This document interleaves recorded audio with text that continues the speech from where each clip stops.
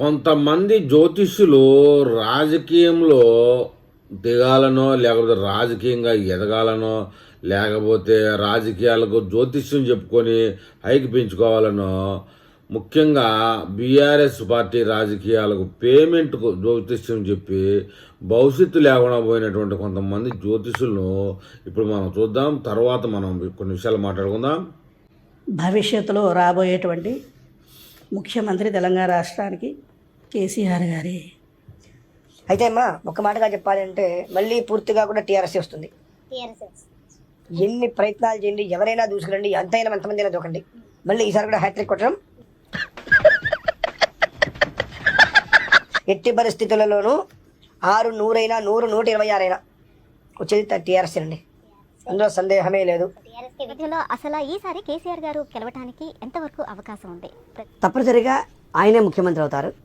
తప్పనిసరిగా BRS party అనేది ఇక్కడ తెలంగాణ ప్రభుత్వాన్ని మళ్ళీ తిరిగి 3వసారి నెలకొల్పుతుంది. వారే పాలిస్తారు. దాదాపు 76 సీట్లు వస్తాయి. పొత్తుల దగ్గర 76 సీట్లతో వాళ్ళు గవర్నమెంట్ని ఫామ్ చేస్తారని రాసి పెట్టుకోండి. కాబోయే ముఖ్యమంత్రి కేటీఆర్, డైరెక్ట్ సీఎం కేసీఆర్ గారు సీఎం గారు, డైరెక్ట్ కేటీఆర్ సీఎం, డైరెక్ట్ ప్రమాణ స్వీకారమే కేటీఆర్ గారు చేస్తారు. 2023లో నేను చెప్పేది. 2023లో తెలంగాణ సీఎం ఎవరు కాబోతున్నారు? Straight answer. 9 నుంచి 70 సీట్లు, 72 సీట్లతో కల్వకుంట్ల చంద్రశేఖరరావు సీఎం అవుతాడు. అందులో ఎలాంటి సందేహం లేదు.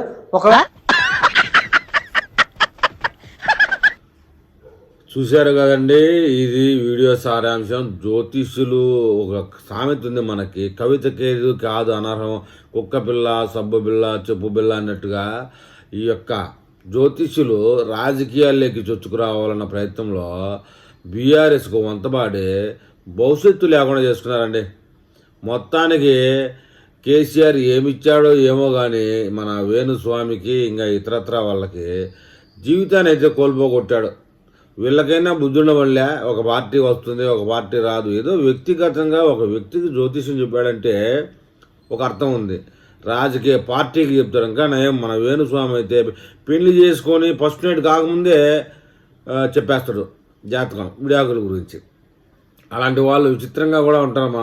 మన రాష్ట్రాల్లోనే ఉంటారు. మిగతా హిందీ రాష్ట్రాల్లో కానీ పక్క రాష్ట్రాల్లో కానీ మనం చూడం. కానీ వేణుస్వామి లాంటి వాళ్ళు మన తెలుగులోనే ఎక్కువ ఉంటారు. మరి ఈ యొక్క జ్యోతిష్య కనబడకుండా పోయినటువంటి జ్యోతిష్యుల మీద, వారు చెప్పిన విధానం మీద, వాళ్ళని ప్రోత్సహించిన రాజకీయ పార్టీ మీద తెలుగు వాళ్ళు ఏమని కామెంట్ చేస్తారో చూద్దాం.